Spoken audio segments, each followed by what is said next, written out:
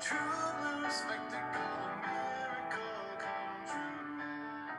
We're together, baby. 11 years ago, not far from here, just out the road at Greenview, United Methodist Church in Green Valley, I began preaching special services. What I did, they had 15 windows in the church. And each night I would preach on a window. They had biblical passages that began with the beginning of Jesus' life to the very end of his life. I preached 15 days in a row. I never had sermons made up for 15 days. Each day I would prepare a sermon. And I did that 15 days in a row. To me, that was a miracle that I could do that. And I know where it came from. It came from God, because I could not do that on my own. 15 days in a row. And you know, it never rained. On not one of those days did it rain.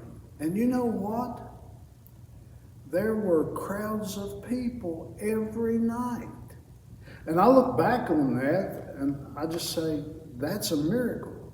I have witnessed miracles in my life. This week now, this is Holy Week, and you know, I've been complaining all week to anybody that would listen that I have to preach 5 times this week.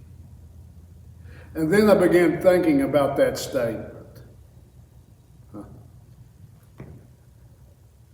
It's an opportunity. This week I have 5 opportunities to have conversations about Jesus. Thinking about churches, I always remember the very first church I served. It was in Social Circle, Georgia, outside of Atlanta. It was Mount Pleasant Methodist Church. Small church, white frame church. It was a dynamic congregation. Every Sunday there was at least 50 or 60 people that would come to worship. And you know, the amazing thing about it was most of them were my age. Now back then, that's been a long time ago, I was 36 years old, and most of the people in the congregation were my age. It was a very dynamic church. The chairperson of the administrative board, his name was Roy Varner, and he was a character. He was a politician. He was a county commissioner. He was really a great guy.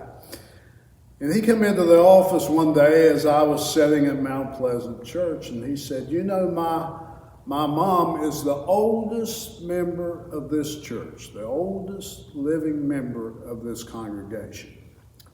And he said, she wants to replace the lights in the church. And the church did need new lights. At night you could barely see. And it was approved for her to do that. And she got approval to do the lights. And I remember the week they started working on the lights. I constantly had to run back and forth to the church. I had to open the church for the workers, constantly going to and from the church. I remember one day when they had started working on the lights, I was sitting in the office working on something, and a knock on my door, and I opened the door, and it was Roy Varner.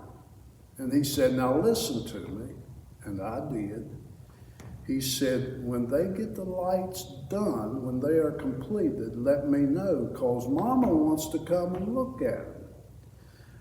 Well, just as soon as I heard that, I went out and I told the workers, I said, listen to me. I said, when you get these lights completed, let me know, because the person who is paying for these lights wants to see it. They said, we'll do it. Well, days went on, and one day I heard a knock on my door in the office. I went to the door, and it was Roy Varner again, and he had his mom. And he said, Mama wants to look at the lights. I said, well, they're not done yet.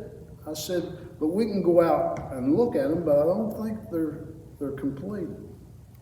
We went out to the sanctuary, and they looked at the lights, and she oohed and awed. She said, oh, they're beautiful. And I just happened to walk over to the light switch. And I flipped the lights on, and they come on, and they were pretty. And she seemed satisfied, and they left.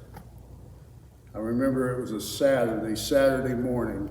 I went down and let the workers in, and they were back there working. I was working on a sermon. And as I was working on the sermon, the foreman came and knocked on the door. He said, the lights are completed. He said, you can tell Mrs. Varner that she can come and look at the lights. I said, don't worry about it. I said, she was here yesterday. I showed her the lights yesterday. He said, how'd you do that?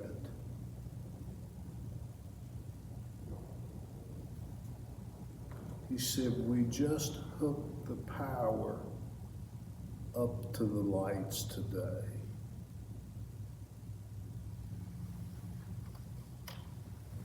That foreman looked at me and he said, that's impossible. His eyes got about that big. And I said, the lights came on yesterday.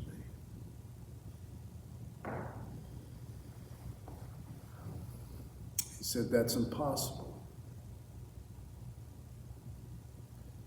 But I said, no, that was a miracle. You know, I thought about that story a long time. What am I supposed to do with something like that? Am I supposed to tell that story?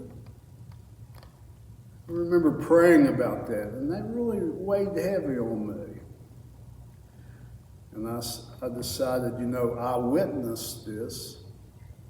I'm going to tell it. I remember one Sunday morning at Mount Pleasant United Methodist Church, I told that story.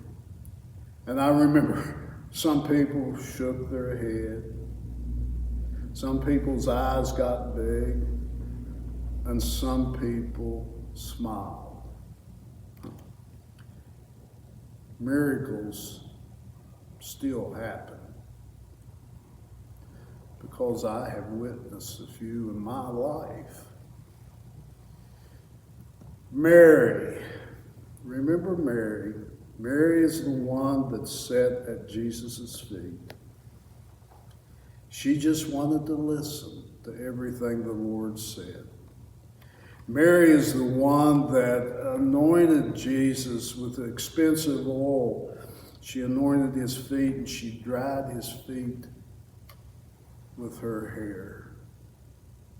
Mary stood at the cross and she watched. She watched the pain and the torment and the suffering and the agony. Mary witnessed Jesus dying. She saw them take Jesus off of the cross and wrap his body and carry it to a friend's tomb. Mary, on the first day of the week, was walking down that path early in the morning. And she comes to the tomb where Jesus was laid. And she looks in the tomb, and the tomb is empty. And as she is leaving the tomb, she sees a person. She thinks that he is the gardener. And the gardener yells, "Mary," in a familiar voice. "Mary." and she realizes it's Jesus. And she runs to Jesus. Sometimes we need to run to Jesus. She runs to Jesus. And Jesus says, go, tell the others that I have risen from the dead and that I will see them in Galilee. Now, what's Mary going to do with this story? As she's walking back up that path, or maybe running up that path, what is she thinking? Will they believe me? Will they think I'm crazy? And she goes and she tells them that she has seen the Lord. And they gather and they run back to the tomb and they look in the tomb and Jesus is not there. Because he has risen from the dead. And he is alive this very day. I am glad that I told the story of the lights. You may believe that, you may not. But it's true.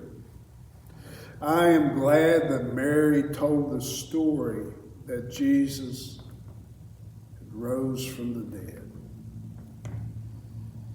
We are to tell the good news of the resurrection, that Jesus rose from the dead, and he is alive, and he is among us. Amen.